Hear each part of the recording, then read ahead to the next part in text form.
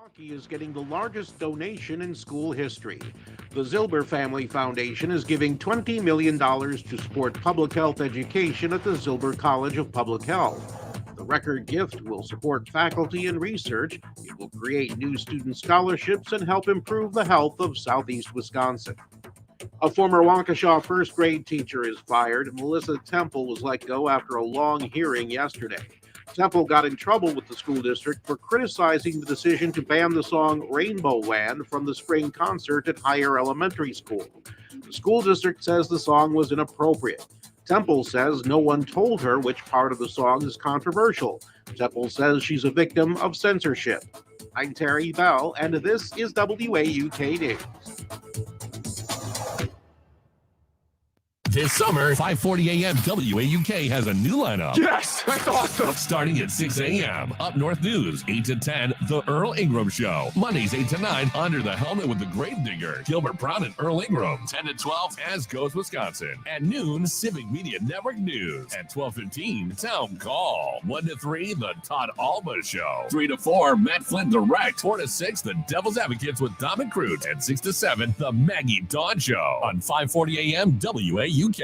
Don't let biased algorithms or degree screens or exclusive professional networks or stereotypes, don't let anything keep you from discovering the half of the workforce who are stars. Workers skilled through alternative routes rather than a bachelor's degree. It's time to tear the paper ceiling and see the stars beyond it. Find out how you can make stars part of your talent strategy at tearthepaperceiling.org. Brought to you by Opportunity at Work and the Ad Council. RPG came through the belly of the aircraft. We don't talk about the female combat wounded. These are our daughters and our sisters and our mothers. Wounded Warrior Project came into my life and taught me how to stand back up and get back in the fight. The truth is, I think we all have this strength inside of us, but until you're tested, you just don't know it's there. See how Wounded Warrior Project empowers women veterans like Beth by visiting woundedwarriorproject.org/empowerwomenvets. Miss our conversations on air? Join the discussion on our social media channels. Find Civic Media on Facebook, Twitter, and Instagram. You can also find social media for specific shows and hosts on our website. Go to civicmedia.us.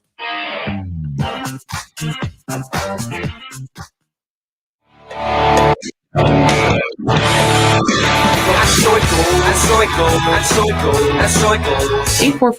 844-967-2789, 844-96-PARTY. I cannot not laugh if you do It's that. easier to remember. I know, it's just party. That's so cool. That's so cool. That's so cool. That's so cool. So cool. That's so cool. That's so cool. That's so cool. Oh, I love that. Yeah. Moving Wisconsin forward, one joke at a time. This is Kristen Bry with As Goes Wisconsin. Yada, yada, yada. Hello, Wisconsin! Well, the Rainbowland national story that is taking place right here in Waukesha concluded another chapter, not the book, but a chapter yesterday after a very long day. 'Cause I was checking in with people that I knew were at the who were at the rally, who were at the hearing. But after a very long day, the Waukesha School Board has decided 9-0 to fire Melissa Temple. And this is not the end of the story, because there's already Washington Post articles. There's already going to be more national coverage, because this was and has been such a national story since Melissa's initial tweet about it that went viral. And there's also now going to be lawsuits, because there's a lot of there's a lot of layers to this story that I'm going to spend most of the first hour today tackling. But would also love to hear from you, because this is obviously a very hot button issue that people have a lot of feelings on, and would love to hear from you as far as how you're feeling about it. Not only just Melissa's story, but these things are happening across the state with safe space signs and banning books. And yesterday there was another anti-trans sports bill that was introduced in the state of Wisconsin. And I guess there's a lot, like I said, there's a lot of layers to this. My biggest frustration right now is how does any of this help the biggest problem that's really affecting everyone, which is a teacher shortage and learning loss? I don't see any evidence. And I know some people on the side of we need to get rid of safe space signs, we need to get rid of any kind of, LGBTQ plus rainbow, Black Lives Matter signs, all of those different things, because those are the distractions that are keeping people from learning about science and math and the curriculum. Show me any evidence that that's true. That we can't walk and chew gum at the same time. And that for children who spend 8 hours, sometimes more if they stay after school, of their day with their classmates and their teachers and the school administration, that they spend a huge, huge portion of their childhood in our schools where their identity is being developed and they're figuring out who they are and more things than just school, that having more comprehensive conversations around inclusivity and empathy along with actual curriculum is not beneficial to their development, but also how any of this is helping keeping teachers in their jobs and making up for the learning loss that happened during COVID. Because those, I feel like, should be everyone's priority versus these fringe cases of kids who are already in the stark minority. And we're making rules and sometimes even laws for 1, 3, 5 kids at any given school and singling them out as they already are such a small minority. Tell me how that helps every other kid. 844-967-2789, 844-96. What is it, Greg? Party. You weren't ready for that. Sorry. Would love to hear you. Do we have a call already? We have a call already. Who are we talking to? Tom from LA. Tom from LA. How are you doing this morning? I'm doing great. Thank you. First off, we, the people, ultimately are the government, and we must never forget that. Second, I would really ask a favor of you, and that is to play the whole Rainbowland song, because I don't think half the people out there that are actually against this idea of this song have ever even heard it. And the thing is, all it's doing is telling people to love one another. I know. Like Dolly Parton would do. But I think people just hear it on the news as an LGBTQ song. I mean, I understand. I'm glad that, maybe our community has taken after the rainbow. That does belong to everybody. That is actually what all the rainbow is. There's a lot of different colors of all different people. And I also would like to know where the hell, and maybe it's because of Scott Walker and Act 10, but where's the union? Where's the union fighting for this teacher that has been fired for this song? But I really, more than anything else, I would really love it. And maybe other callers will call in too, because they probably have never even heard it. Just play the song through once, and you'll be like, wow, sounds to me like a pretty uplifting, at least the Jesus I know, kind of Christian song. I know. I was going to read the lyrics, but I think we do have the whole song. Greg, look how long the whole song is, so we can leave enough time either at the. It's about 4 minutes. Oh, maybe not the whole song. We're going to use it, Tom. We're going to be using it as intro and outro music too. But yeah, I don't disagree with you. I don't disagree with you at all. I tweeted that out last night. This is the opening verse. Living in a rainbow land where everything goes as planned. And I smile because I know if we try, we could really make a difference in this world. I won't give up. I'll sleep a wink. It's the only thought I think. You know where I stand. I believe we can start living in a rainbow land. That's how it opens. That's Dolly Parton. Yeah. So scary. And apparently, they're now claiming that it wasn't the lyrics of the song. It wasn't the rainbow ideology, although, and this is the first time that I'm hearing this as reports this morning. They're saying that the reason that they didn't want to, they chose not, they said that the music teacher couldn't do that song is because of Miley Cyrus specifically having inappropriate things in her past. And that maybe the godchild of Dolly Parton. And the first graders may Google who Miley Cyrus is and see images that pop up of her twerking a decade ago. Because it was a while ago. Well, that was on. Wasn't that on the MTV Awards and on national TV? So I'm sure that they probably saw that. They weren't even born yet. Anyway, I'm pretty sure first graders when she twerked on Robin Thicke. I'm pretty sure that was like 2013. Exactly. Just going down nostalgia hole here. Because I remember when it happened, I was like, Miley. I'd rather my kid listen to a Miley Cyrus song than a Robin Thicke song, but okay. Fair. Thanks so much for the call, Tom. And some of this is, and this is my question, and I was trying to get one of our legal Eagle friends, either Jim Santel or Maggie Dawn, to come on and talk about some of the legal aspects of this, because I am not a lawyer. But big shock, they are lawyers, so they were busy this morning. They had either court or meetings. But maybe we'll come back to it tomorrow. Or if you are a lawyer and know more about this case, because my question is where this goes from now feels like it is a constitutional right, First Amendment case at this point, as far as on her own time, on her own Twitter account, she chose to bring to light the fact that this song had been vetoed, basically.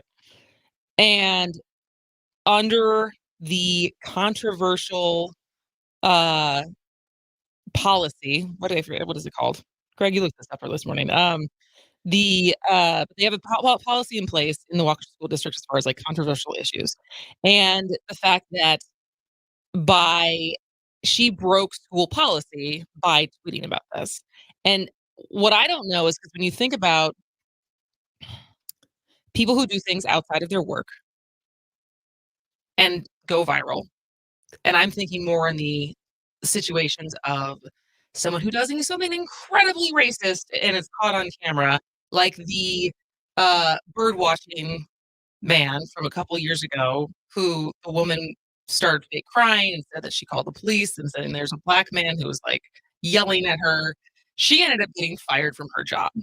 Now, obviously, what she was doing in Central Park that day had nothing to do with her job, but like as a private company, it was within their rights to fire her. And this has happened to multiple people who have done very bad things and gone viral on camera, that outside of their work, when they do things that gets unwanted attention, it's within the right of the company to fire them. Now, this gets so much more complicated because it's a public school. There are contracts. As Tom said, there is a union.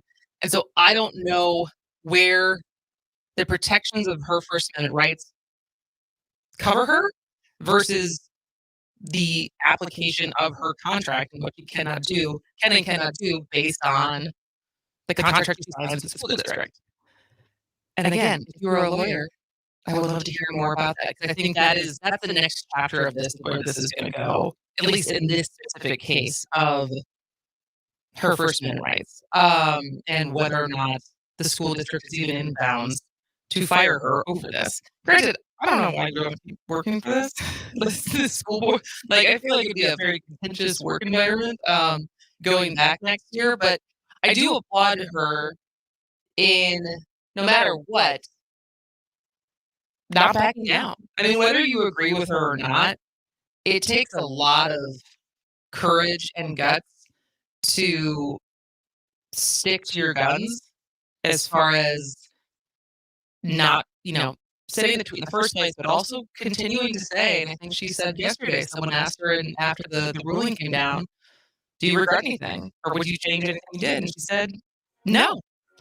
So, all right, we're going to take a break. We would love to hear from you on your thoughts on the most recent chapter of the Rainbowland Saga. 844-967-2789. When we come back, I also want to talk about just in the last month, some of the headlines I've grabbed when it comes to schools. So we will keep doing that after the break. This is As Goes Wisconsin.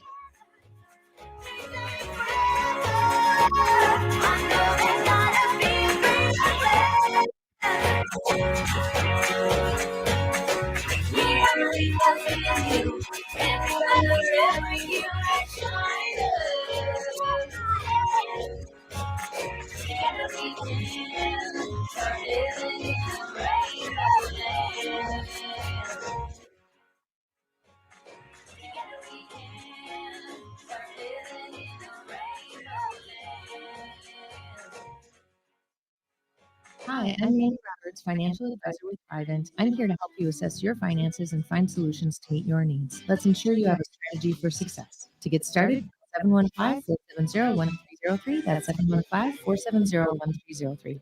This summer, 40 a.m. WUK has a new lineup. Yes! Starting at 6 a.m. Up North News, 8 to 10, The Earl Ingram Show. Mondays, 8 to 9, Under the Helmet with the Great Digger. Gilbert Brown and Earl Ingram, 10 to 12, As Goes Wisconsin. At noon, Civic Media Network News. At 12:15, Sound Call. 1 to 3, The Todd Allwood Show. 3 to 4, Myth the Right. 4 to 6, The Devil's Advocate with Dominic Cruz. At 6 to 7, The Maggie Dawn Show. On 5:40 a.m. WAUK.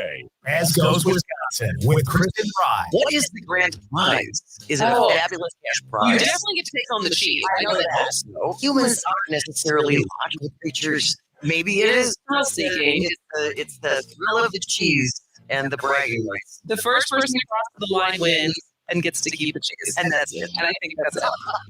As Goes Wisconsin with host Kristen Fry. Weekdays 10 till noon on your local Civic Media radio station and on the Civic Media app. Join the conversation with your favorite hosts and shows anytime. Follow Civic Media on Twitter, Instagram, and Facebook. Share your thoughts on our social media channels wherever you are, whenever you want. The Civic Media Network, local radio stations here for you. Here's your updated forecast on the Shaw. Daytime high approaching 78. This afternoon, under mainly cloudy skies, westerly winds 5 to 10 miles an hour. Slight chance of scattered thunderstorms tonight. Low dip down to about 62. Partly cloudy skies. Scattered thunderstorms likely tomorrow. High temperatures reach up to 86. Sunshine mixed with clouds at times. For Civic Media, I'm meteorologist Eric Height. Currently, it's 63 degrees. Living in a rainbow land where everything goes as planned, and I smile 'cause I know the try we could really make a difference in this world. I won't give up no same way. It's the only song I think you know where I stand.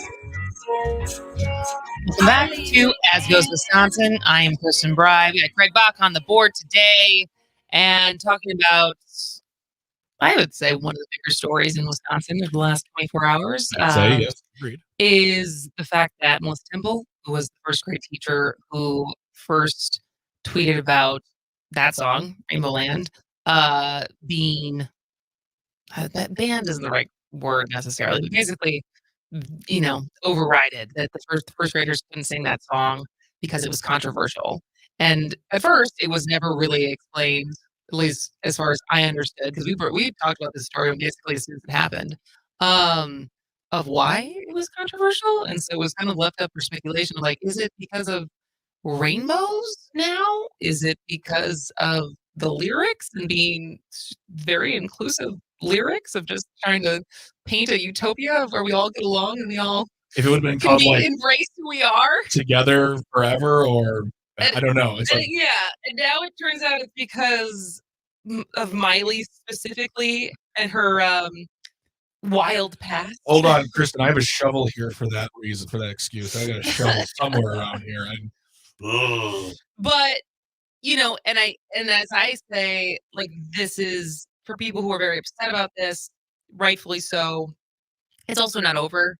I know that there's going to be lawsuits coming from this. I think there's also, and I think our next caller can actually tell us a little bit more about this.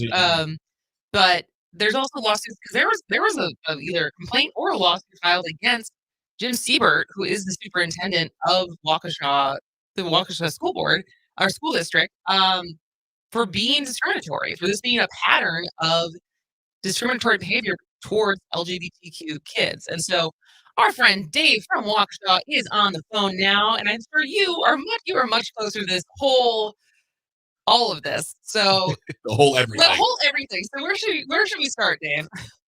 Well, so I'm going to go back to the first caller. And while I appreciate that a lot of people assume that the issue yesterday was about the song choice, it was really about Melissa using her Twitter to speak out and to voice concern that was of public interest. So she wasn't disciplined or fired for having Rainbowland. She was disciplined and fired for using her voice. So, like I was there all day yesterday. I helped organize the rally. I sat through that entire hearing, and I think my first big takeaway is how bold, you said it, Kristen, how bold and brave Melissa is for standing up through all of this. Like, she's just an amazing human being. I've known her for a few years, and she's just an incredible teacher and an incredible person. And I have to give a shout out to As Goes Wisconsin, because there were people that showed up to the rally yesterday because they heard about it here. What? So you did it. That's awesome. There were people that said, "Hey, we heard about it from Kristen Bry, and we wanted to come and support the cause." So listen, that's amazing. That is amazing. Right? That makes me feel really good that people are listening. But I guess so, Dave. As I was just saying, so where is kind of legally, from what you understand, because I know that there was in the entire timeline that has been happening with this, and this dates back, I think the first thing you and I ever talked about was that the Alliance was also involved 2 years ago with the free lunches that were, the Waukesha School Board was like, we can't get these kids free lunches, like it's going to spoil them. We will educate them, but nothing more. That was the last time Waukesha made national news. And so in the timeline, though, of, I guess, this case specifically, of like, there's now going to be, there's multiple legal things happening, correct?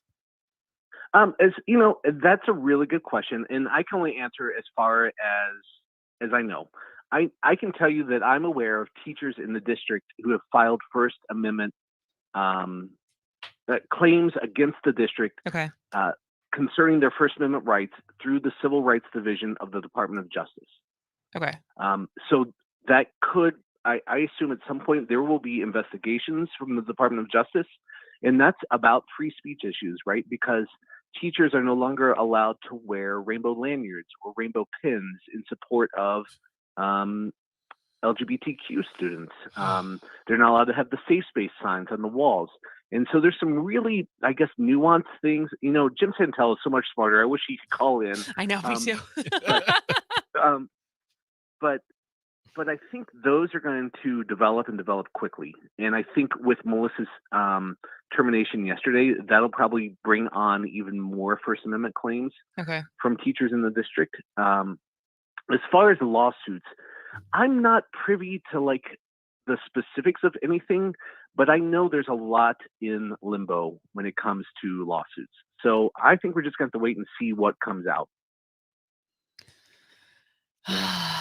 Anyway. No, it's a mess. It is a mess. And I think it kind of goes back to where I started, of how unfortunate is it that in the, and I'm not trying to diminish the severity of this, because it is important, and it is important to protect LGBTQ kids. It is important to protect any kind of kid that is in any minority of these schools. And so I'm not trying to diminish that. And it's so frustrating because it feels like when we talk about educating kids and trying to keep attract and keep good teachers, all of these things are distracting from that. Yeah, and I think that got lost in the conversation yesterday, because the people that really suffered through all of this with Melissa Temple being out of the classroom were her kids. Totally. There was almost no communication from the district. There was no clarity. The district tried to make themselves out to be good faith actors in the classroom, and they were not honest under deposition yesterday, in my opinion. So it's a a civil rights issue. It's a cultural issue. There's just so many issues, and they just seem to keep, the board seems to keep digging themselves a deeper and deeper hole in our community. All right. Well, thanks for calling, Dave. We got to go to another break. But like I said, when I come back, I want to talk about some of the things that are happening in Oak Creek, in McGuanago, in Arrowhead, in Rhinelander, maybe in your neck of the woods, as far as this is not unique to Waukesha. All right. This is As Goes Wisconsin. We'll be right back. Your neck of the woods, as far as this is not unique to Waukesha. All right. This is As Goes Wisconsin. We'll be right back. This summer, 5:40 a.m. WAUK has a new lineup. 3 to 4, Matt Flynn Direct. 4 to 6, The Devil's Advocates with Dominic Cruz on 5:40 a.m. WAUK. CBS News special report. He is eligible for the death penalty. That's the verdict reached just now by the jury over whether Robert Bowers should be put to death for the 2018 Pittsburgh synagogue shootings.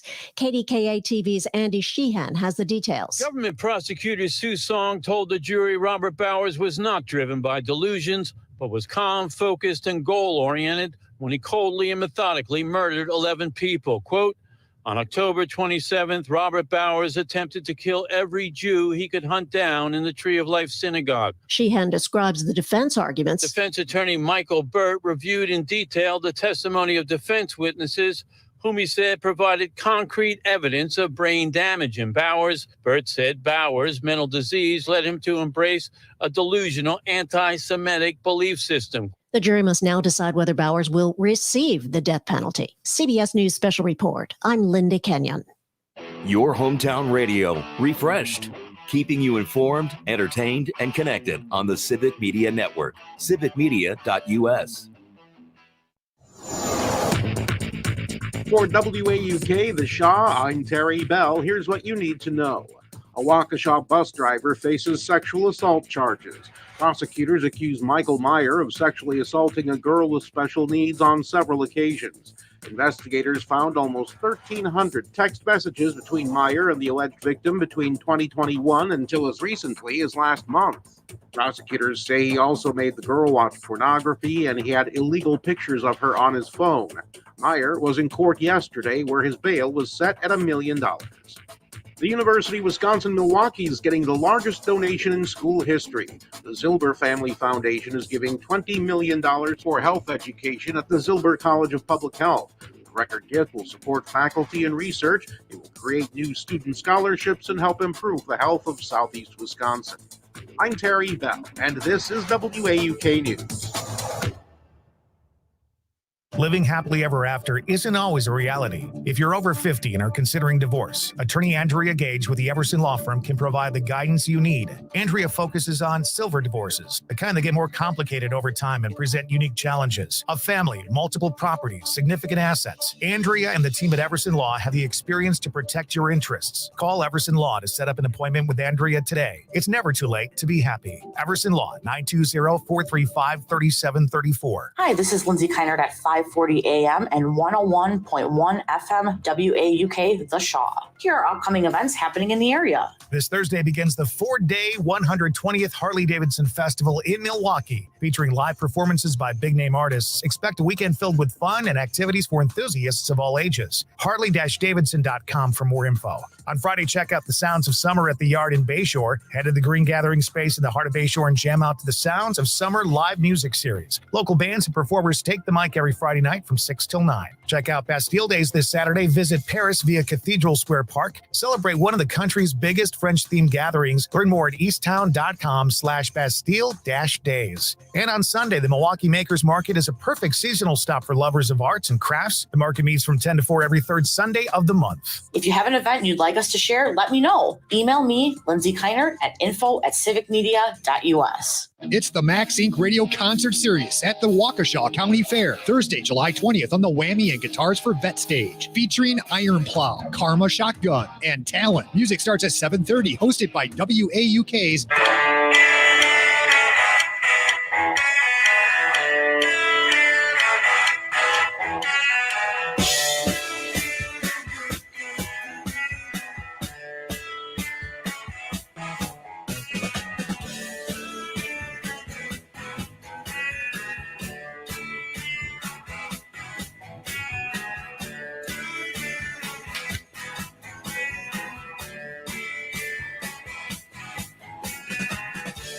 Welcome back to As Goes Wisconsin. I am Kristen Bry. We got Greg Bach on the board today, and still talking about the many layers of the Rainbowland. I guess it's kind of nice just to be able to have like a nice little word, and everyone knows what we're talking Yeah, about. exactly. It's a common marker. We had a couple of texts come through from the 310 when we were talking about different names for the song. Someone just said, "Or how about We Are the World?" I'm like, "Oh yeah, good one right there." Yeah. But also from the 262 comes in saying, "I think this is a teacher professionalism issue. Teachers should not post their feelings or complaints about their school, especially taking the school district in their post on Twitter. It is about free speech, but also about professionalism, and you do have to have a delicate balance between both." I understand that point, and I've heard other people say that, but unfortunately, I also feel like no. She's a teacher, and I feel like what she was doing, whether it was to make a big statement, which I don't think so with that song, she's still protecting her children by making the statement out to the world saying, no, they're trying to silence me and just having this song play for this thing. I mean, And I'm certainly not trying to put words in Melissa Temple's mouth as far as I don't, because I agree. And I was talking about this last night. I was in an event for Journal Sentinel, and I was talking to our opinion editor over there, that's my boss over there. And I was like, it's interesting because, again, there's layers to this of this being as much about rainbows and, ideology and stuff like that, and wokeism and whatever. And also this Wisconsin politeness of you don't air. This is not how we do things. Like you go through the chain of command. Like this is how like the order of how you were supposed to like decorum and professionalism and I get that. And I also think this is one case of many, because prior to the song, there's been talks of book banning. Prior to the song, there was you can't wear rainbow lanyards. Prior to the song, there was you have to take these signs down. And none of us, besides the kids who go to those schools, the teachers who work in those schools, the admins, and maybe some of the parents, know what like the vibe is, right? Like what's the vibe check at any of these schools where it's been feeling more and more uncomfortable as far as being able to pick out the things that feel targeted. Yeah. And when you get pushed to a certain point, as far as, I've yet to meet Melissa Temple in person. We may get her on the show tomorrow. But, if you're someone who has a certain value set and you get pushed to a point of, I have to say something. Yes, agreed. And I have to imagine that it wasn't just about this song. It wasn't just about this song saying you can't sing it. I feel like it is tied up into so many things that have been happening from what I know. And again, I am an outsider. But the environment in general that is happening across the country, across Wisconsin, on school boards, on school board races with so many of these WISRED funded candidates that are ideologues being funded, being elected, and putting these issues front and center versus like paying teachers, like balancing the budget and stuff that like typically the school board is supposed to be in charge of. And instead making headlines over these situations. And Waukesha is not alone. But I get what she's saying as far as it's a balance. And also, I don't think it's, in this case, it was a tipping point. Okay. If I had to argue as far as why I think it's justified as far as like, she got to the point where she's like, I can't not say anything anymore. Yeah. Yeah. I mean, I think that the professionalism is more, I feel like she's acting more in the case of her kids. She's protecting her kids and the greater student body in the Waukesha school district as we see these things coming down. And I just absolutely from start to finish applaud her for what she did and what she's doing and how she's speaking. And I know that we have a small clip if you'd like to hear it from the press conference discussing. This is from yesterday after the decision was made with her lawyer as well as Melissa. 1 second. This is not a case about culture wars or rainbows. It's a case about constitutional rights. And Ms. Temple has them like every other person in this country. So I think we are moving forward with next steps, and Ms. Temple looks forward to vindicating her rights in federal court. Is there anything you wanted to say? I just wanted to say thanks to everyone who came today, and thank you for everybody who sent me such sweet messages and support, and I really appreciate it. And I also wanted to just say hi to my students, because I haven't been able to talk to them since March, and I really miss you guys, and I love you, and I really wanted to be there with you this year, and I hope that we get to see each other really soon. So, knowing the outcome, would you have done anything different? Probably not, no. Do you know what you'll do for work in the meantime? I don't know. After the decision, you engaged in an embrace with Ms. White on the school board in a short conversation. Can you divulge what was said there? She just looked really sad, so I gave her a hug and said that it was okay. Thanks, everybody.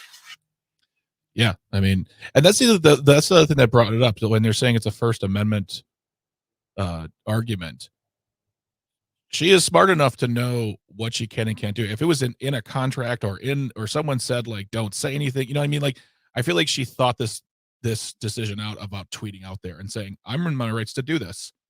Therefore, I'm going to do it and I'm going to tell everybody. And let's see. I mean, not let's see what happens, but like, this is my right. And I'm going to do it. And she wasn't thinking about violating a contract. If she was, I don't think she would have done it. She would have probably not said anything. Well, and if we can get her on the show tomorrow, we'll ask her, like, did you, in knowing that, did you know that there was a chance you were signing your fate when you sent that tweet out? Good question. That's a great question. Right? Because I think, I think about how much I love my job. And granted, I have very free reign, but and for anyone who loves their job and gets pushed up against, at least for them, what they think is right and what they feel like they have to do in the name of progress or protection or inclusivity or whatever they're trying to protect.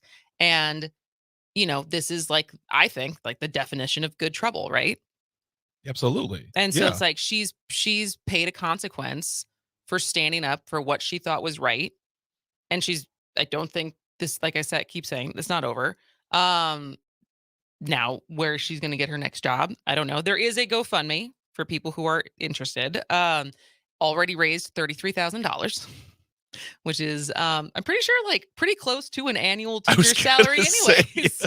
I was going to buy a lot of rainbow flags, my friends. I will link that. I'll put that out on social media today and link it in my, in the show notes for today.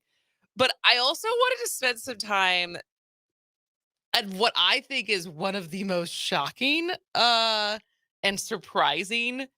That's a synonym, but I was very surprised to see this reaction from a certain Jessica McBride, who was one of the founders / like co-editors of Wisconsin Right. Oh, I love them.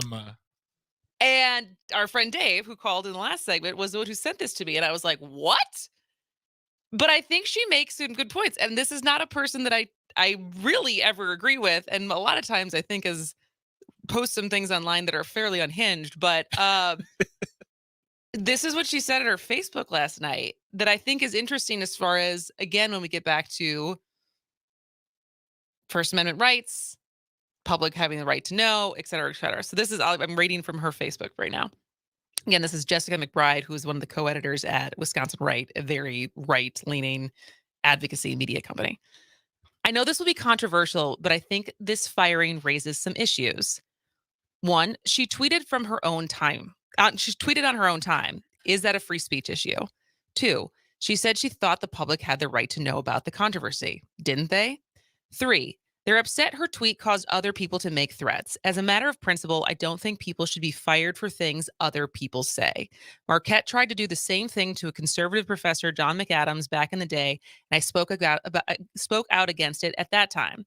4, I don't happen to agree with her, but shouldn't teachers retain the right to speak out about policies they disagree with? Do they really have an obligation to speak with supervisors first or be fired?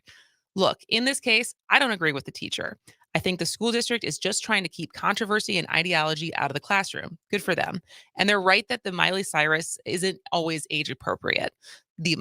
Miley Cyrus isn't always age appropriate. So I think the teacher was wrong, but that's not my point. I do think that it's been disruptive. It's awful that other people have been threatened. It's awful that other people have threatened this district officials. It's awful how the district officials have been falsely caricatured.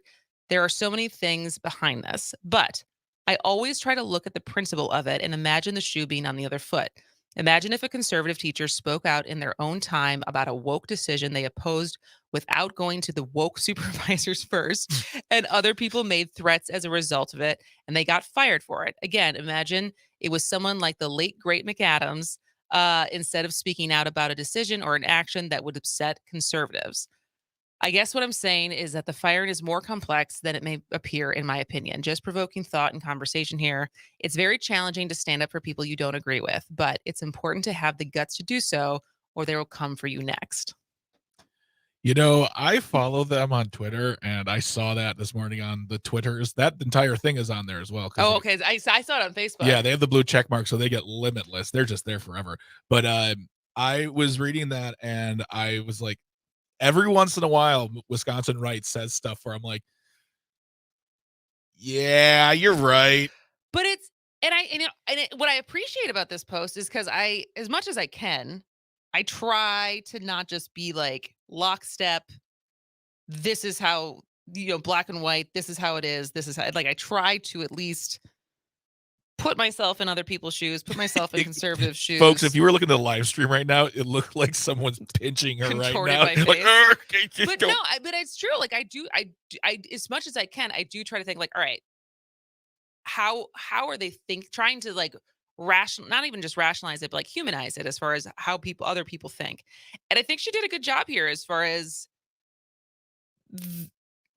the other side of the coin of where we're at. And I appreciate that that's what she put out in the world. And I don't know how much discussion there's been. I haven't read all the comments, but I don't know. I read it, and I feel like I talked too much smack to that account where I couldn't be like, good job, because they'd be like, we don't care what you think. I'll pull up the last 15 tweets you sent to us yesterday. This means nothing. Yeah, your opinion means nothing to me, Greg. But yeah, I do agree, and I would love to see people marching and protesting with signs that say conservative, I stand with the teacher. It's I think that's important. I think it's important to be out there and say those things. So good on Wisconsin Right for doing it. Mm-hmm. And I hope, I just hope there are other people in that same mindset who feel the same way. We're like, no, this is junk.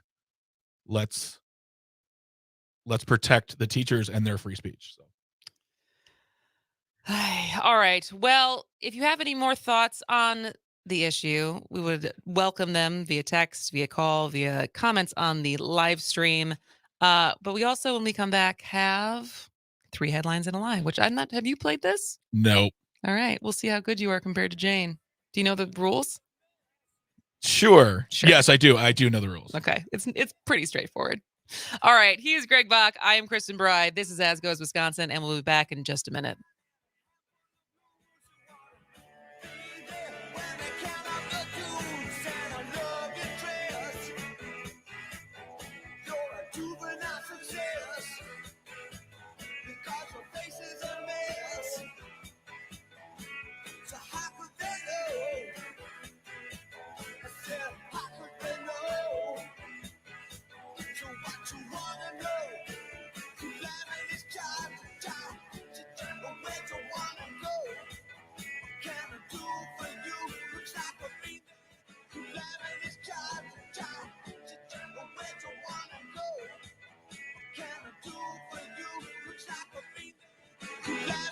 Attention, Wisconsin veterans.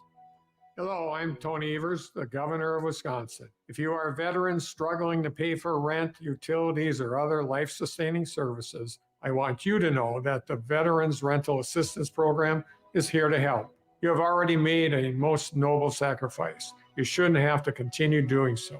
We are here to support you.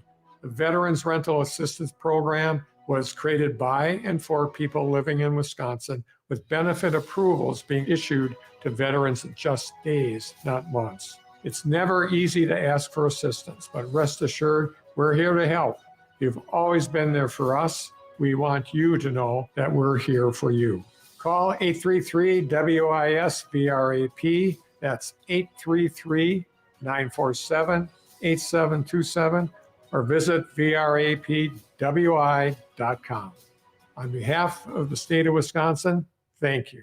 Hi, I'm Mandy Roberts, financial advisor with Thrivent. I'm here to help you assess your finances and find solutions to meet your needs. Let's ensure you have a strategy for success. To get started, call 715-470-1303. That's 715-470-1303. It's easy to listen to your favorite local radio station anytime. Download the Civic Media app from the Apple or Google Play Store, then listen live or whenever you want from anywhere for free.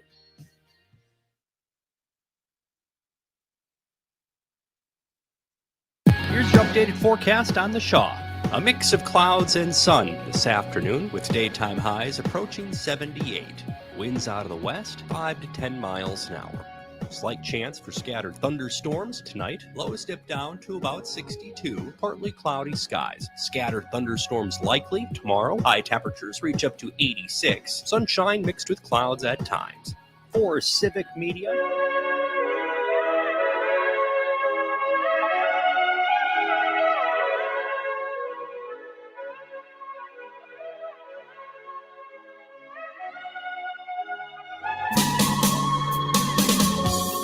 If I could turn the page in time, then I'd rearrange just to get you. Close my eyes. But I couldn't find a way. Welcome back to As Goes Wisconsin. I am Kristen Bry. He is Greg Bach on the board, and this is, like I said, As Goes Wisconsin. It is Thursday. We got 2 more days. Oh my gosh. The summer is just flying by. I know. Well, we spent most of this hour talking about the decision yesterday from Rainbowland Saga and Melissa Temple, the teacher at the Waukesha Elementary School, who has officially been fired. Her contract's been terminated by the Waukesha School Board. But I think we might try to get her on tomorrow. So it will not be your last chance to weigh in on the topic, because I know it's something that a lot of people have opinions on. And I think my last thing I want to end on before we do play 3 headlines and a lie is that idea that the public has the right to know instead of going through the chain of command and keeping it internal. Because I think I will probably learn this more and more over the next 10 years as I have a kid goes to school, the range of engagement from parents at any given school. And I think we're seeing there are some parents who are hyper engaged, both on the more conservative side and on the more, we'll say, left liberal side, that are advocating on these issues on one side or the other. I would bet the majority of parents, though, are just trying to get by, that they're trying to go to school. I mean, they're trying to go to work, trying to get their kid to school. They're not necessarily as aware of everything that is happening in their school. And so sometimes it takes a lot of headlines or a lot of like a viral tweet or something to get people's attention. Whether that's people who live in the district, whether that's parents who send their kids to the district, because it's not necessarily that's just going to bubble up because they're not necessarily reading like the school emails all the time, or like they may or may not be going to the teacher parent conferences. Just they might be doing what they can, and doesn't make them bad parents. It's just there's a range of parents and how engaged they end up being in school and how much they know what is going on based on how much news they consume and everything. And so sometimes I think there is an argument for raising a stink so that something gets more attention so you can get people to wake up a little bit. And that's what I'm going to say about that. All right. Anyways, all right. Are you ready to play this game? Do I have a choice? No. Dang it. All right. So this is 3 headlines and a lie, where we have 4 headlines. 3 are real, one is fake. And Greg Bach, you have to pick out which one is fake. All right. Very high stakes. All right. What do I win? Nothing. You could have said friendship, but moving You on. already have my friendship. Okay, It's you win me not making fun of you. Bring it on. I dare you to try. All right. Number 1, snakes calm down when near a friend. New study finds. Okay. I had that little laugh. Number 2, she steals surfboards by the seashore. She's a sea otter. Terrible. Number 3, China is sending fish to its space station. That'd be very cool if it's true. Number 4, Okay. toads swarm Austin coffee shop after munching on trashed grounds and getting addicted. Oh boy. Okay. All right. You want me to read all 4 of them again? Yeah, just real quick. All right. Yeah. Number 1. Yeah. This is like a very animal heavy. I was gonna say, yeah. All right. Number 1, snakes calm down when near a friend. New study finds. Number 2, she steals surfboards by the seashore. She's a sea otter. Number 3, China is sending fish to its space station. And number 4, toads swarm Austin coffee shop after munching on trash grounds and getting addicted. This episode of Two Truths and a Lie brought to you by Mutual of Omaha. That's an old reference. I'm going to go with the first story. I think it's the lie. That is real. Oh! A new study suggests reptiles might be more social than we thought. Researchers working with rattlesnakes found the snakes that went through a stressful situation with a companion had lower heart rates than snakes that endured that stress alone. Just like us. It's like connection. It's like, oh, I love that. Snakes are just like us. I guess I just didn't want to believe China isn't sending fish to space. So is that your next guess? Yeah, I think that's fake. That is also real. I am terrible at this game. Give a man a fish and he'll eat for a day. Teach a man how to breed fish in the weightlessness of space, and he may just have a way to eat seafood on the long journey to Mars. Okay. Yeah. This is case in point. China is preparing to deliver zebrafish to its space station to see how they and other microorganisms interact inside a small closed ecosystem, which was announced on Monday. Okay. I'm gonna. All right. All right. You want to see your 2 that are left are she steals surfboards by the seashore. She's a sea otter, or just toads swarm Austin coffee shop after munching on trash grounds and getting addicted. I'm gonna go with. Oh man, I think it's Austin's fake then. Is it real? Of course it's real. I'm terrible at this game, people. I'm no good at the news. There was no swarming of a coffee shop by toads. I was right. No, that one's fake. The toads are fake. I said toads. You said no. Did you say toads? I said toads. I thought you said the surfboard. No, I said toads. Oh yeah, toads is fake. Thank you. I did it. It only took 3 times. 50%. How you doing? How you doing? But yes, for the past few summers, numerous surfers in Santa Cruz have been victims of a crime at sea, board jacking.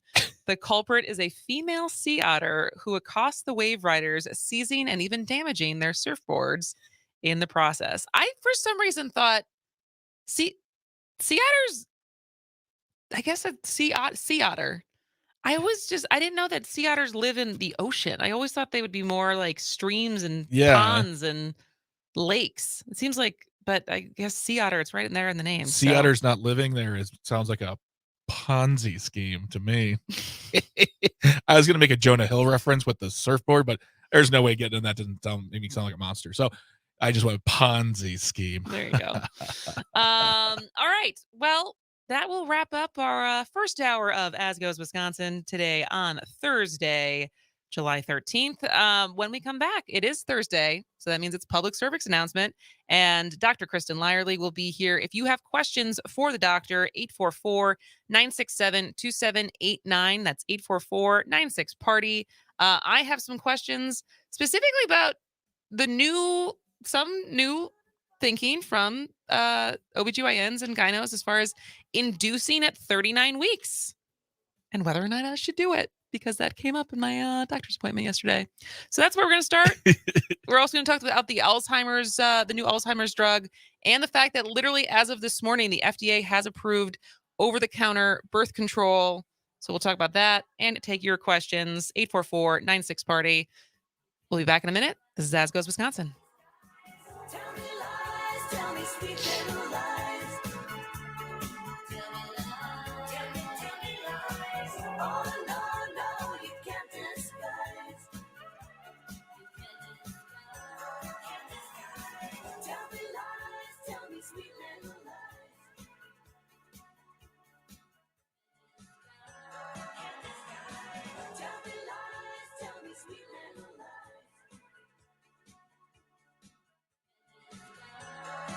This summer, 5:40 a.m. WAUK has a new lineup. Yes, that's awesome. Starting at 6 a.m. Up North News, 8 to 10, The Earl Ingram Show. Mondays, 8 to 9, Under the Helmet with the Grave Digger.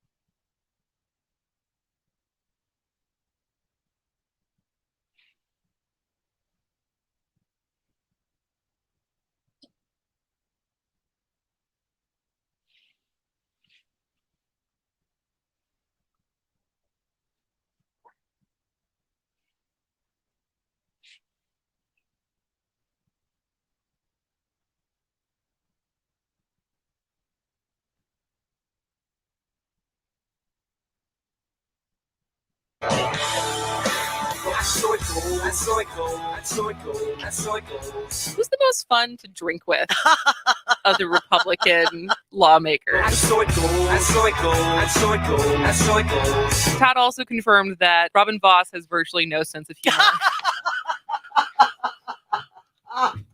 So it goes, and so it goes, and so it goes, and so it goes. You can always let us know if you're drinking with lawmakers at 844-967-2789. Moving Wisconsin forward, one joke at a time. This is Kristen Bry with As Goes Wisconsin. Yada, yada, yada. Hello, Wisconsin! Hello, Wisconsin. Welcome to the 11 o'clock hour of As Goes Wisconsin. I am your host, Kristen Bry, along with Greg Bach on the board today. And it is Thursday at 11, which means it's time for Public Cervix Announcement with Dr. Kristen Lyerly. Doctor, are you still in Arizona? You look like you're not in the heat this week. Nope, I'm back up north. All right. Well, Greg, do you have any questions about women's health? So many questions. No, actually, I do have one. I have one quick thing. No, when I have a question, I look it up. I don't fear these things like other men. I'm a real man. No, wanted to say something to you, doctor, is I was driving last Thursday with my mom, and we were listening to the show, and you all were talking, and I said, "Oh, Dr. Lyerly's on. That must mean it's time for the public cervix announcement." And my mom goes, "I like that."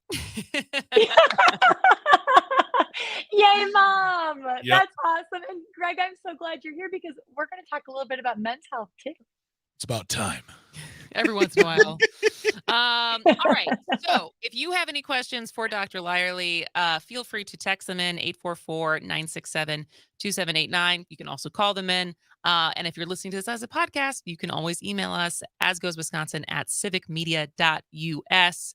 My first question, though, is the new train of thought for some OBGYNs and gynos when it comes to pregnancy.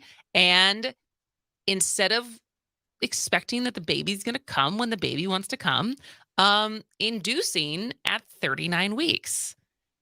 This is a new thing? Well, I mean, within the last, I don't know, decade-ish. Okay.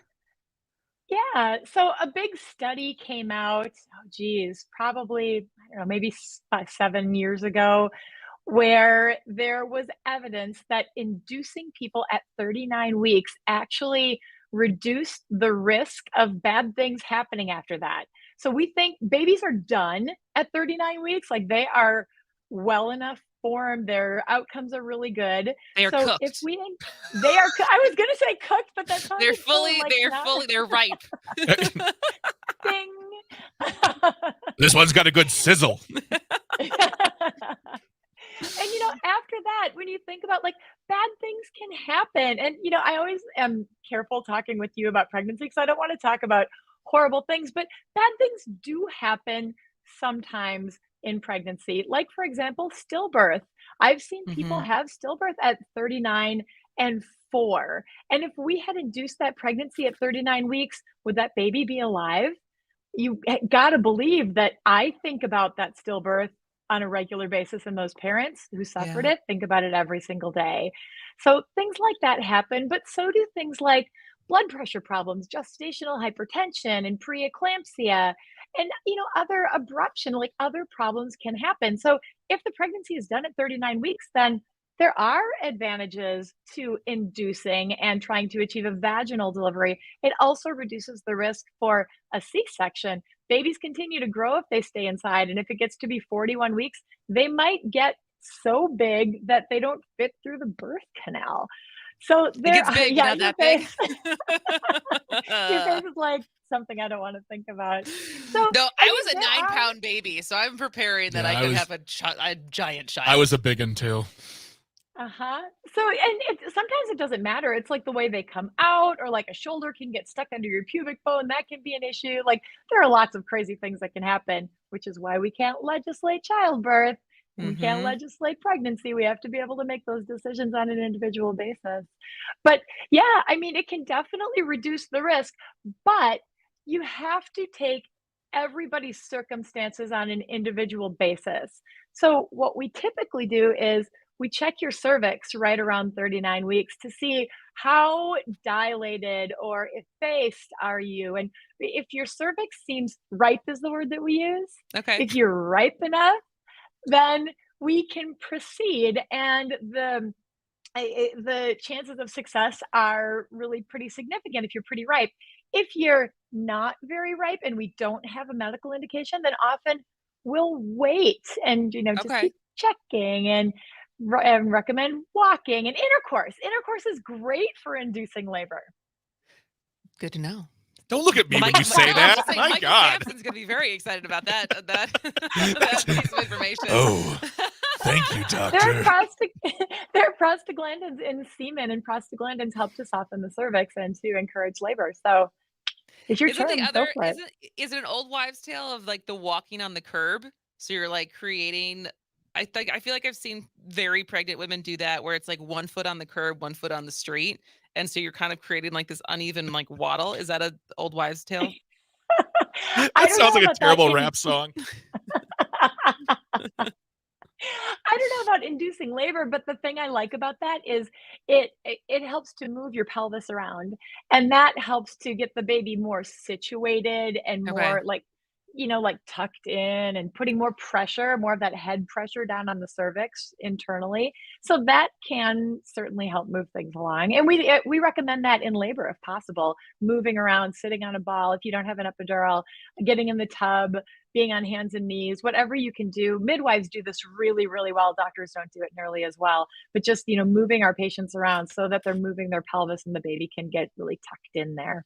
So I have to admit that, and this is anecdotal, and I am not a doctor, but of my friends who've had babies, the what feels like when I hear their birthing story, the disproportionate amount of women who've been induced, then had like 30-hour labors only to eventually have to get a C-section anyways, which sounds like a living nightmare. It's like all of the worst things, like a super long labor and a C-section on top of it.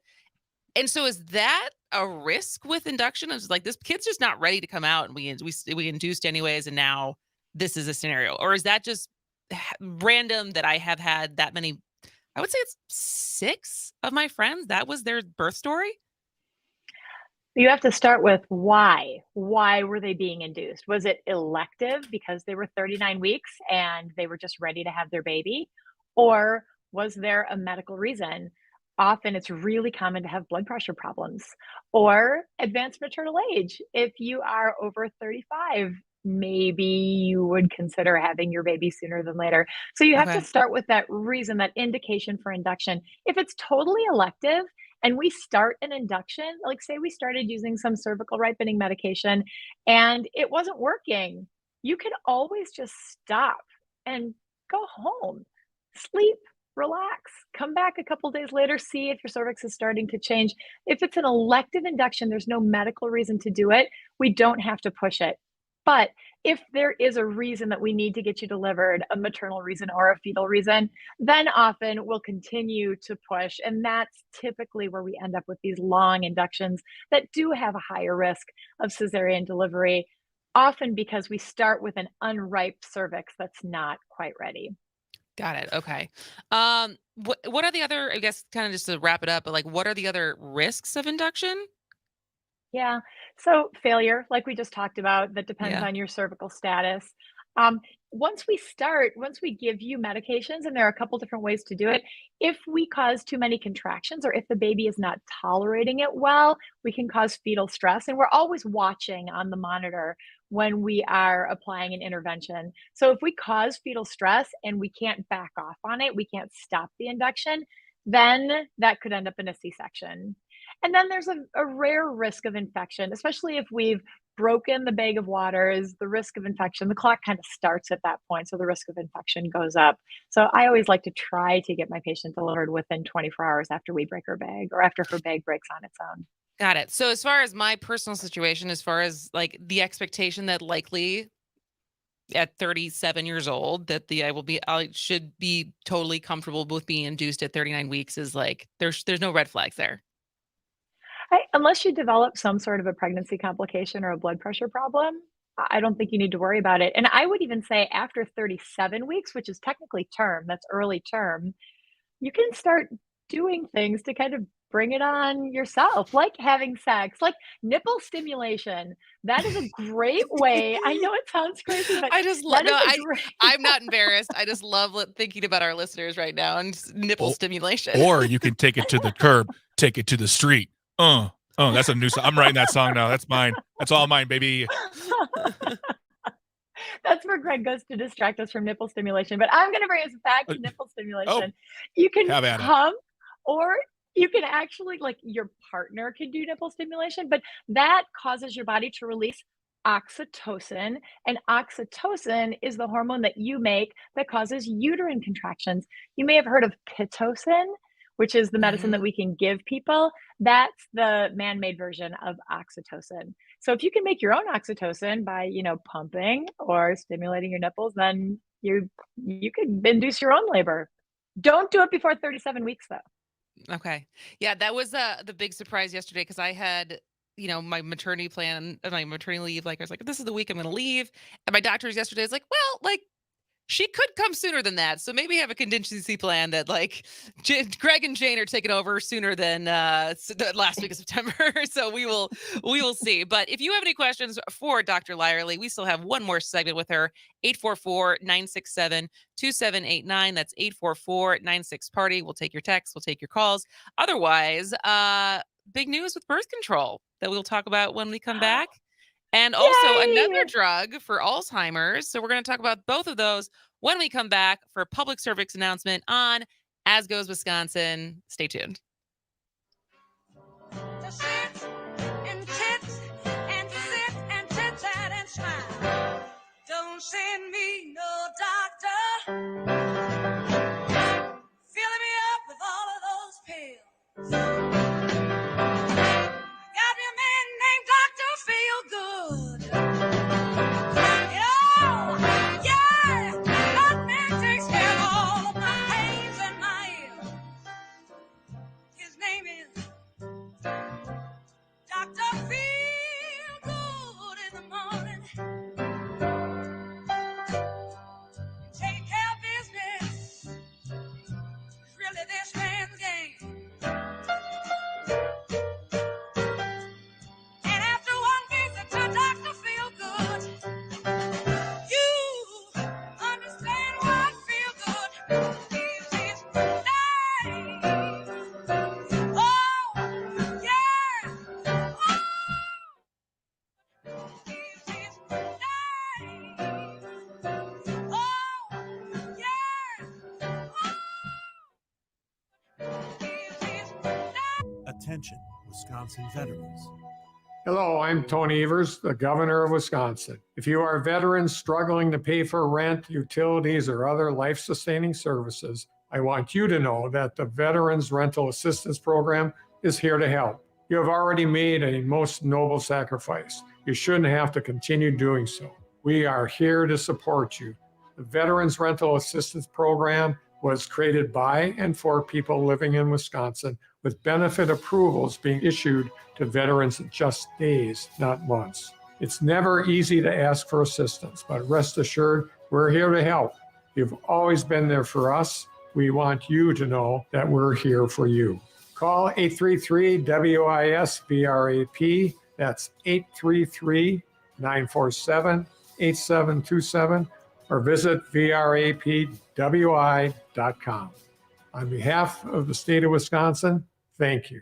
Hi, I'm Mandy Roberts, financial advisor with Thrivent. I'm here to help you assess your finances and find solutions to meet your needs. Let's ensure you have a strategy for success. To get started, call 715-470-1303. That's 715-470-1303. Fear you may be missing out? We're always streaming on TuneIn and the Civic Media app. Enjoy listening live or catch up by finding the podcast at civicmedia.us or wherever you enjoy listening to your podcasts. Here's your updated forecast on the Shaw. A mix of clouds and sun this afternoon with daytime highs approaching 78. Winds out of the west, 5 to 10 miles an hour. Slight chance for scattered thunderstorms tonight. Lows dip down to about 62. Partly cloudy skies. Scattered thunderstorms likely tomorrow. High temperatures reach up to 86. Sunshine mixed with clouds at times. For Civic Media, I'm meteorologist Derek Height. Currently, it's 6.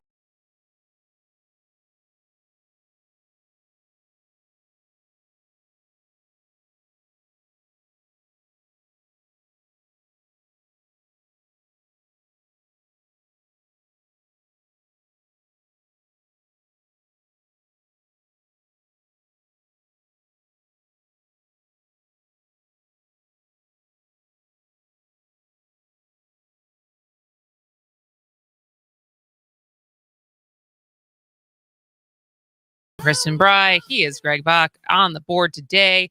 And we are talking to Dr. Kristen Lyerly because it is that time of the week when we do public cervix announcement.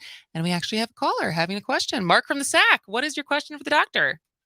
Well, it's not really a question, but I really appreciate the discussion here that I had a human sexuality class way back when. This is back in late 70s when I was in college, and I learned all the lady parts, and that because I figured, if I'm going to be, engaged with women, that I should actually know what's going on rather than just being ignorant about it. And I think it would be a far better world if we introduced young women and young men and at some point in school with comprehensive sex education, because I think we'd have far fewer issues when it comes to unwanted pregnancies, and people wouldn't be so uptight about stuff. That it just amazes me how we're backsliding here, and I smile every time I hear the public cervix announcement. That's the goal. Right wingers and Republicans, but I really appreciate it, and thanks so much for what you're doing here, and I appreciate you coming on and trying to educate people, because it's something that unfortunately Republicans seem to be diseducating people these days. Well, thanks for the call, Mark. I'm sure that sexuality class served you well in life in more ways than one. I would say to this day, one of my favorite courses in college was the evolution of human sexuality. That took like an evolutionary biology look at all of the things that we do as humans, from marriage to mating to child rearing and all of the different things, and looked at primates, but also looked at different kinds of societies, whether it was agriculture or hunting and gathering. It was fascinating. And I think you can buy the book. It was by Malcolm Potts, and it's called Ever Since Adam and Eve. That was our reader, but Ever Since Adam and Eve, the evolution of human sexuality. Can't recommend it enough. It is fascinating. And I am biased because I did work as a sex health educator for a little while. So I find this stuff fascinating. I know some people blush, but I think it's very important. So I am very happy that you are here, Dr. Lyerly, every week for us to talk about it in a mature, informative way. Me too. And, as long as we're giving book recommendations, and Mark, thank you for the call and your thoughtful comments. There is a book called The Guide to Getting It On. And it is like I had that book. I had that book at 17. So this obviously was an interest that started early. It's a great book, and it explains all of the things, all of the questions that you have that you didn't know the answers to. They're in this book, and it really teaches you how to, most of us at some point in our lives have some sort of sexual contact. It teaches you how to do it well and in a healthy way. And man, if everybody had the strength to ask those questions, and it's just so hard. It's so hard to talk about these things, but the book is a great way to get that information without having to, ask another person. So The Guide to Getting It On, highly recommended. It's also thicker than any dictionary you own, I promise. No. It is a thick, informative, well-researched book. No comment. It is and it's easy to read, and you can just read it in chapters. Like if there's a certain thing you're interested in, go to the index, read it. It takes a minute, and then you're like, good. Got it. All right. Well, we only have a couple minutes left. Which of the two the drug for Alzheimer's or the over-the-counter birth control that just got approved. Which one should we touch on before we got to let you go? Oh, Kristen, the pill. Let's talk about the Okay, pill let's talk because about the this is pill. such a big deal.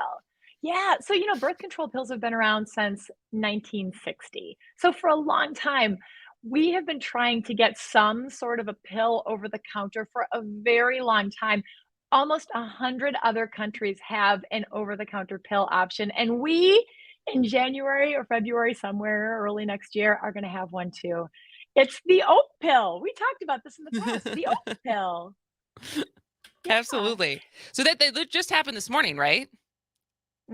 Yeah, the notification just came in this morning. This has been a long time coming, and we knew it had unanimous approval from a pre-FDA board a couple months ago. So we've known that this has been on its way, and it is finally here. And it couldn't come at a better time because, now in the post-Dobbs era, although Republicans want to paint all of us as irresponsible people who just get pregnant and use abortions as birth control, those of us who can get pregnant know that that doesn't make any sense at all. Yeah. It's not the truth. So this is the game changer because there are a lot of barriers to being able to access contraception. And one is you can't afford healthcare.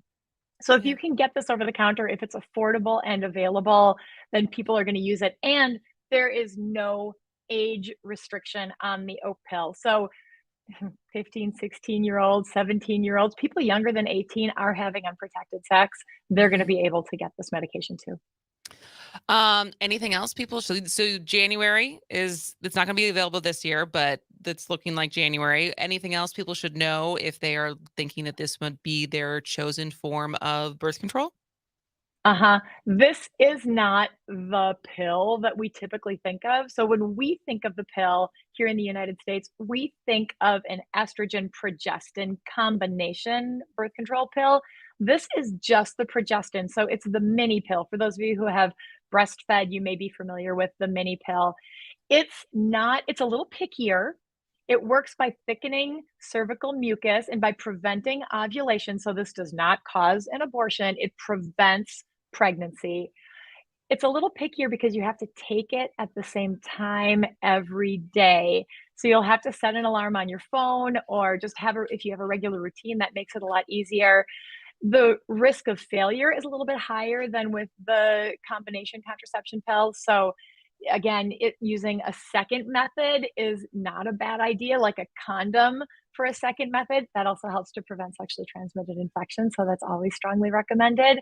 But overall, it is a very effective form of birth control. And we in the OBGYN community, I would have to say, as a community of women, are thrilled about this news from the FDA this morning. We in the OBGYN community, I would have to say, as a community of women, are thrilled about this news from the FDA. This summer, 5:40 a.m. WAUK has a new lineup starting at 6 a.m. Up North News, 8 to 10, The Earl Ingram Show on 5:40 a.m. WAUK. CBS News brief. The Food and Drug Administration's approved the first over-the-counter birth control pill. Kelly Blanchard, president of a nonprofit reproductive health group. Opill is a progestin-only daily birth control pill.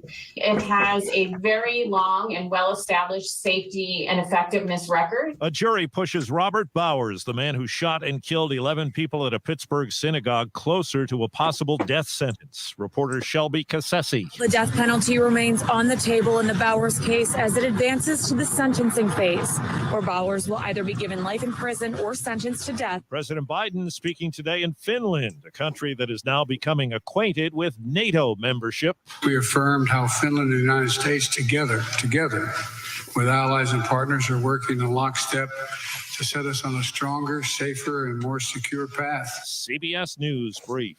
I'm Steve Kathan. You're listening to a radio station that's part of the Civic Media Network. Find more at civicmedia.us.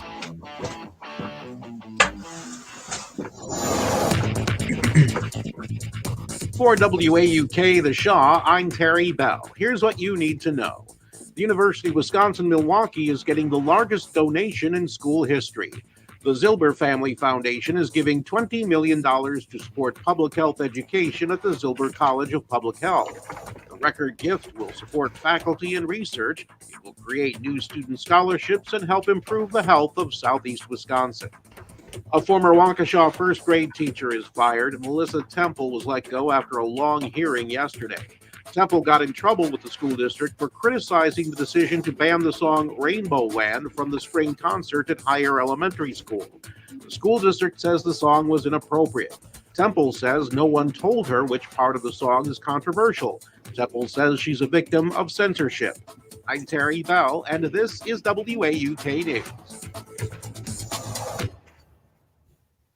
Living happily ever after isn't always a reality. If you're over 50 and are considering divorce, attorney Andrea Gage with the Everson Law Firm can provide the guidance you need. Andrea focuses on silver divorces, the kind that get more complicated over time and present unique challenges. A family, multiple properties, significant assets. Andrea and the team at Everson Law have the experience to protect your interests. Call Everson Law to set up an appointment with Andrea today. It's never too late to be happy. Everson Law, 920-435-3734. Hi, this is Lindsay Keinert at 540 AM and 101.1 FM WAUK The Shaw. Here are upcoming events happening in the area. This Thursday begins the 4-day 120th Harley-Davidson Festival in Milwaukee. Featuring live performances by big-name artists, expect a weekend filled with fun and activities for enthusiasts of all ages. Harley-Davidson.com for more info.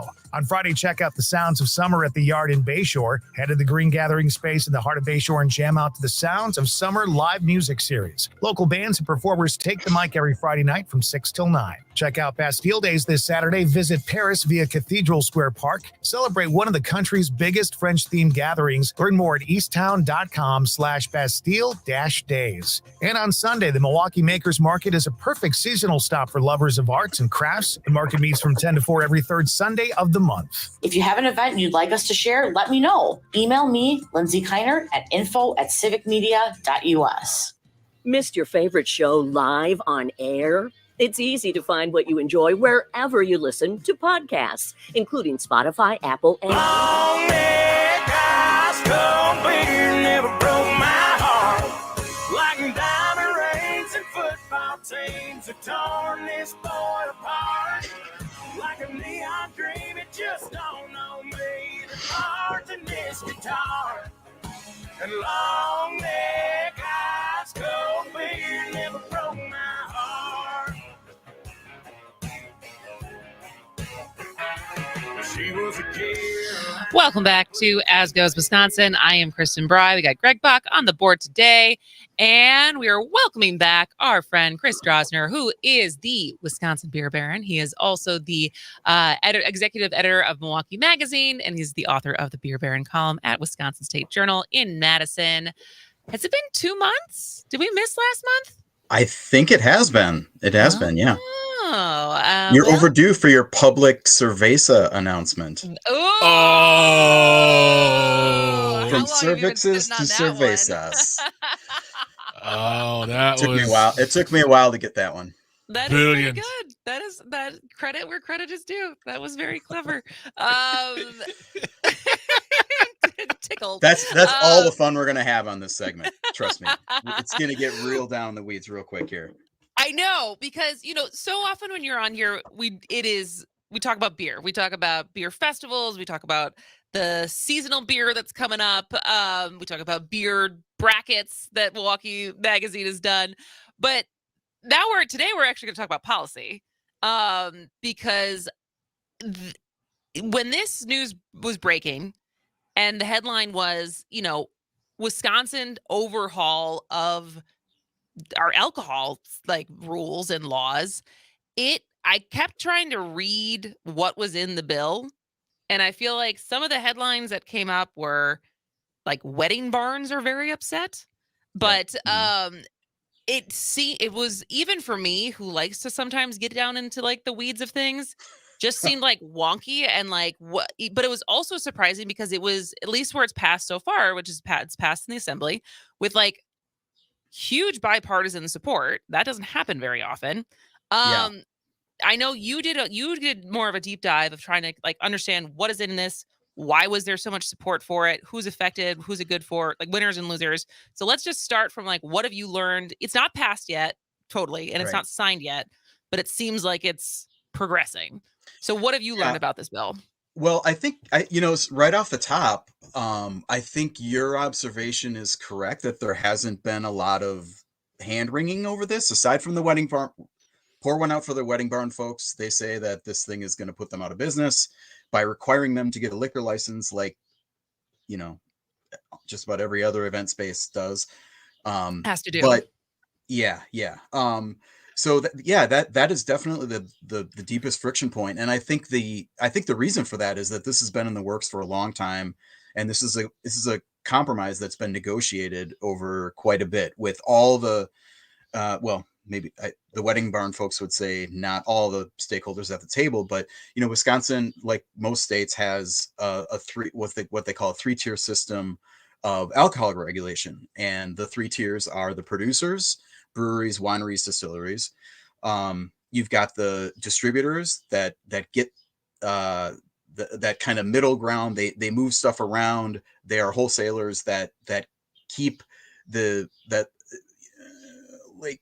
from policy perspective, they're created back post prohibition to avoid tide houses where you have big breweries selling like in Milwaukee, every corner bar basically has like a Schlitz sign or the Schlitz globe or a Blatt sign, or those were all old tide houses, and that was the model back then, and it was very difficult to break into that business on either side if you didn't control both tiers. So the wholesalers, I thought distributors had something to do with like prohibition and that they came in after prohibition. Okay. But I mean, I think that kind of speaks to and then just to kind of cap that off, the third tier is retail, which is today grocery stores, bottle shops, bars, restaurants, anywhere where you, the customer, are buying a beer or a drink, whatever. And all of this came about through kind of post prohibition, which is why, I mean, it's not that the state has not updated its laws since prohibition, of course, but this is a really tightly regulated industry, and they hadn't been updated in quite a while. So there was a lot, and of course the industry is pretty dynamic. So, I think I think the reason this passed 90 to 4 That's in insane. the assembly is that everybody's pretty comfortable with it. We'll see how it goes in the Senate, and I would presume with that kind of backing, the same factors that are creating that landslide in the assembly, I'm assuming are probably going to assuming are going to translate to the Senate and Evers. And a lot of it is not real sexy. Like, it's an interesting topic, but it's kind of like if you really dig into it, a lot of it is kind of codifying things that were already general practice, or conforming with federal law or stuff like that. Like, I mean, the big top line thing here is that they are creating a new division on alcohol beverages. So that's going to be the regulatory body that does things that a lot of industry people have been asking for a while. These tiers do not always get along, and there are conflicts. There's questions about who pays what tax, or how all the red tape, the kind of bureaucracy works. So that's going to be a big part of it. And I think the other big kind of universal change is that every bartender is going to need to get a license from the state. So that is big. But nobody really seems to be too upset about that, I guess. I mean, So I have a question really quick. I work at Lakefront. I work at Lakefront Brewery. That means that all of us will have to get our own licenses or renew our licenses. That's not just like a regular bar that serves all sorts of drinks. I know that when it comes to breweries, there are sometimes special dispensations because all we're doing is pouring beer. We're not mixing cocktails. We're not doing anything special other than pulling a tap handle or opening a can. Yeah, my understanding is that breweries, bartenders will need to be licensed as well. Yeah. Okay. And my immediate question is, what is the argument for getting a license? Like, is it just so people know, like, you're registered as far as who do we know that is in the system that is serving alcohol to people? Is there any kind of like classes or that you have to, like, because again, like, As someone who don't- worked at a beer only bar in college, it was very different than Right. being able to like a mixologist. And so like, Yeah, is it yeah. about training? Like what goes into being licensed?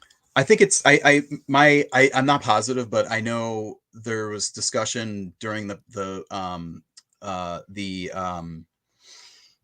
hearings about this that is more on the concern side, that that they're going to be doing background checks, at least cursory background checks on everybody. I don't know. I honestly, that's a question I don't know. That's fine. Yeah, I mean, a lot of this stuff that's kind of in here, at least as far as the beer industry goes, it's pretty like status quo. Like Okay. the big thing I think that I'm seeing is contract brewing. Contract brewing is where you make where one company makes beer or alcoholic beverages for another company. So this is a pretty big business in Wisconsin. A lot of the craft brewers do it for other craft brewers, or kind of one-off things, or if you don't want to build breweries are really expensive. If you don't want to build a brewery, you can go this route. But there's really big businesses that are doing this. Molson Coors does a lot of contract brewing. In Milwaukee, obviously, City Brewery in La Crosse is one of the biggest contract breweries in the country. And there's a humongous craft contract brewer called Octopi Brewing in Wanakee outside Madison. So this is a big thing. And there was no mention of it at all in state statutes because it's a relatively, new phenomenon. So this kind of like lays out the red tape, like who's going to, the accounting back channels, who's responsible, where does the volume count as far as like under whose licenses. It's the licensing, who pays the taxes, and most of it had already been worked out. It's not like contract brewing was illegal in Wisconsin. It just creates a framework to go forward. And there's a lot of things like hard seltzer wasn't a thing 10 years ago. Mm-hmm. So now they have it. The Department of Revenue decided that it was going to be taxed as beer, but it was also taxed as wine under some licenses. So this is just setting that this is in the law now, or will be, or presumably, assuming it passes. If it passes as is, yeah. Yeah, and it's conforming with federal regulations. So they kind of catching up, basically. Things like taproom samples, beer donations, things that were not for, and some of which, like you've gone to a tap room and gotten a sample of a beer. That was technically illegal before, but everybody kind of just recognized that this is the practice within the industry. And DOR said, okay, they gave guidance on a lot of this stuff. This is one more fun thing. So, how like hard seltzer, right? So there were no laws for making claws in Wisconsin before. Say that again? Oh my God. There were no laws when you're making claws. Would you? You got some jokes today, Chris Drosner. Chris, would you say I'm that on vacation? I'm coming locked and loaded, Kristen. Well, Chris, would you say then, from your point of view as the Wisconsin beer baron and an expert in this, they threw down the claw and order? Oh boy! That's the one. That's the one. The line. That's the pun line that you won't fine, cross, Chris Drosner. Fine. So it sounds like no one's up in arms about this, which it feels like the little I know about because I am married to someone who works with a lot of bar owners. He's worked for a distributor before. Just like, sometimes there's feathers can be ruffled in this industry as far, and like you said, there's competing interests sometimes between those three tiers. So seemingly, despite how unsexy this is, it is an overhaul, and no one besides wedding barn owners are really that upset. Well, yeah. Okay. So, I mean, oversimplification. This is all a compromise, right? So there are, I think all three tiers are kind of giving up a little, but I think the creation of a body that will just handle their business is kind of what they wanted. There's one aspect of this that is a little down in the weeds that I talked to actually a colleague of mine, my co-host on Badger Beer Hour, which is a monthly live stream that we do. It'll join us next Wednesday on my socials if you want to check that out. But Greg interviewed Ron Hockersmith from Amorphic Beer here in Milwaukee, and he was concerned that the inaction of the permitting stuff that allows breweries to have second locations, like pop-up type stuff, like, you might have a community event and there's a local brewery has a booth there and they're selling beers at this community festival or whatever, or the beer gardens in public parks and in small like suburban stuff. Those will become really popular, where it's like the 1840 beer garden at Germantown Park, or whatever these. He was concerned that the way that this law establishes, kind of puts all that that basically makes it legal, is puts a lot of power in the local municipalities' hands to potentially require more than has been required previously. And that's pretty concerning for me as a beer person, because I think this has been an awesome extension of, the market and just the kind of community engagement out there. And those events are pretty important to small brewers too, especially in summer, like, people that might not want to go inside and sit in a tap room. Yeah. Well, my final question is, I'm guessing it doesn't address being able to buy booze after 9 p.m. It does not. That is pretty clear in statute, Kristen, and that is not going away. There is a rider for the RNC for all night sales. I did see that. Yeah. All right. Well, Chris Drosner, thank you so much. As always, we will see you again next month. Have fun on the rest of your vacation. But you can check him out at WI Beer Baron on Twitter. Check out his column in the Wisconsin State Journal, and as always, check out Milwaukee Magazine, because it's a gem. Thanks, buddy. It's a pleasure, see you later. as always. Thanks, Kristen.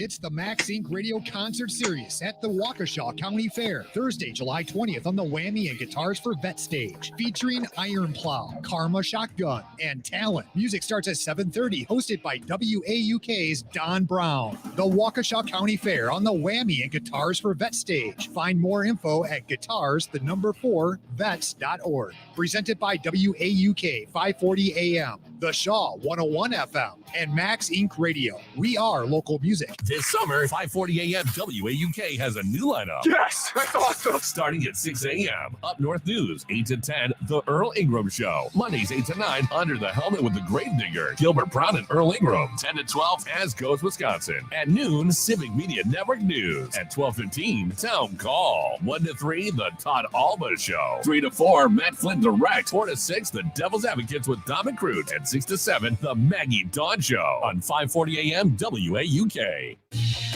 A no-holds-barred political conversation.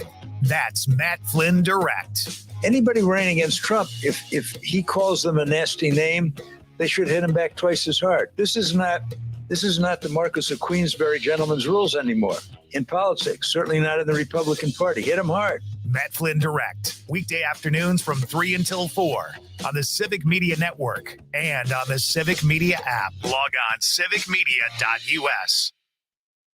Here's your updated forecast on the Shaw. Highs level off around 78 this afternoon under partly cloudy skies. Winds out of the west 5 to 10 miles an hour.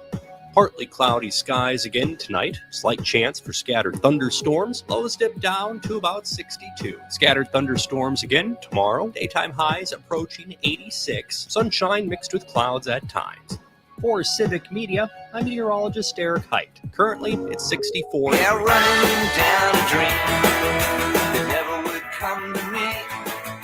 Working on a mystery, going wherever it leads. Running down a dream.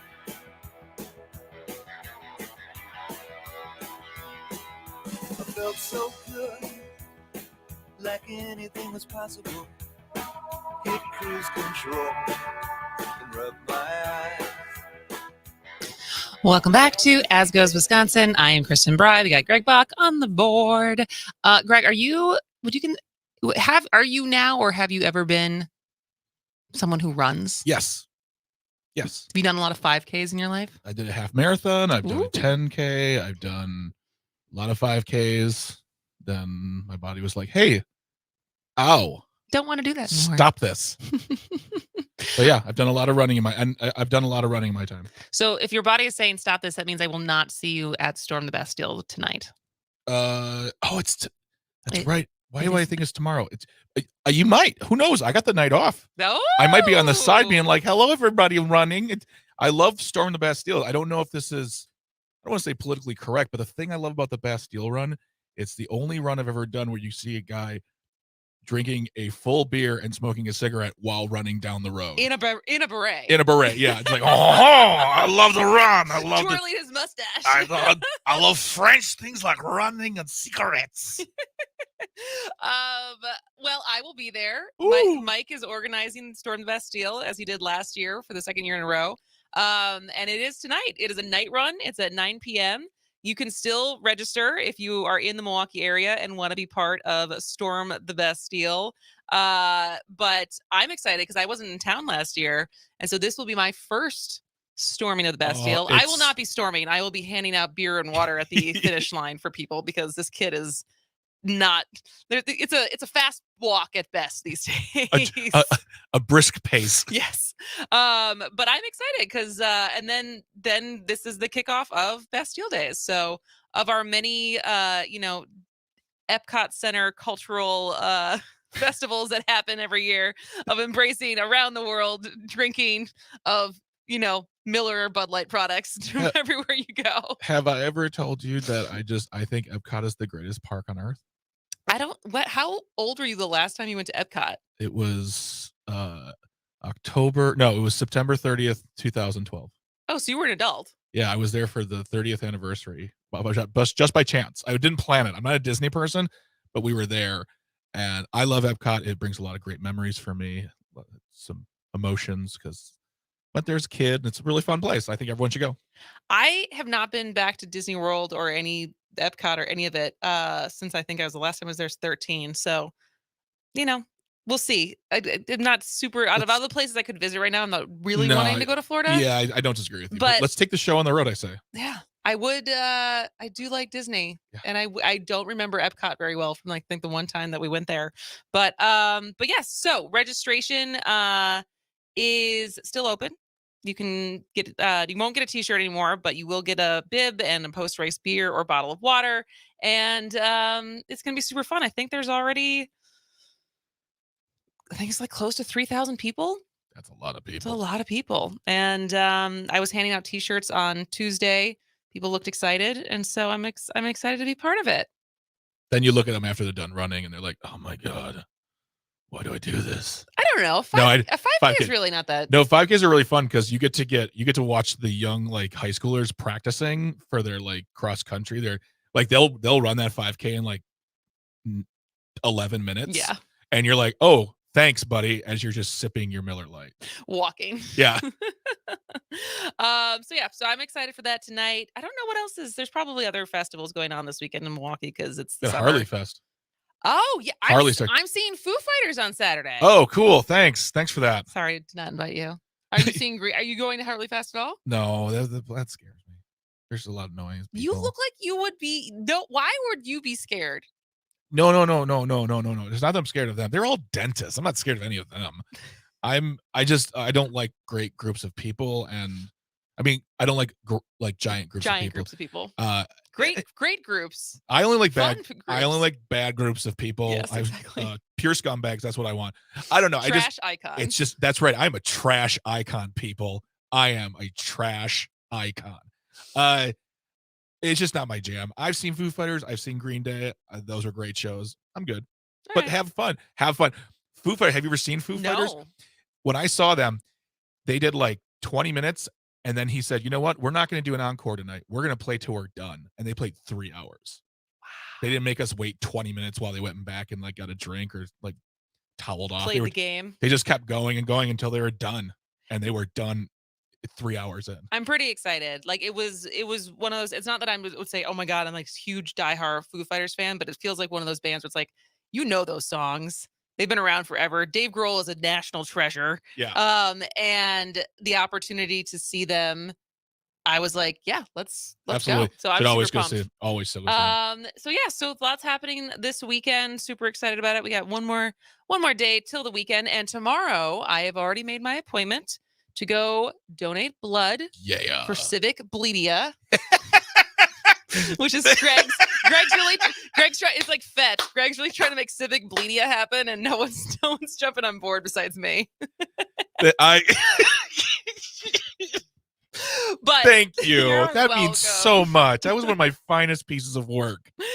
Of course, we're talking about our hashtag Civic Pints blood drive that Civic Media is sponsoring, endorsing. We're running a contest, but basically anytime between today and the end of the month, if you donate blood and you take a selfie and you post it with the hashtag Civic Pints, you will be entered to win a variety of prizes. We're giving away Brewers tickets. We're giving away State Fair tickets. We're giving away Civic Media swag packs. And we're also just in general trying to do what we can to help the ridiculous blood shortage that we're having in Wisconsin right now. And so we need your help. Yep. So be a part of the hashtag Civic Pints blood donation challenge. I will be there tomorrow. I can't win. Can I? But you already donated. Yep. I'm donating tomorrow. I have to look and see how many hashtag Civic Pints pictures we can see already, because I know every show is promoting this. We're challenging our listeners to get involved because it's super easy. Yeah, you can, if you want, follow me on I am Greg Bach on the socials. You can see what I did on Threads and Twitter. Did you do something? You just I posted my picture. Yeah. I little thing, put the hashtag, and you're good to go. You're good to go. Super easy.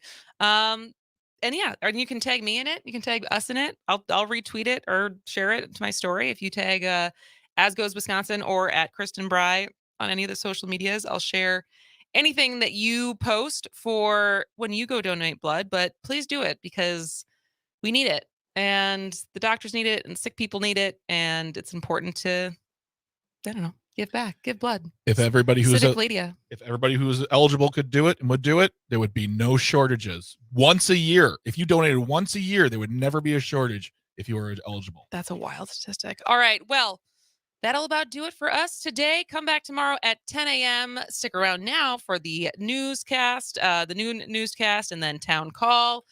But as always, thank you for calling. Thank you for listening. Thank you for being part of the show. Come back tomorrow. This has been As Goes Wisconsin.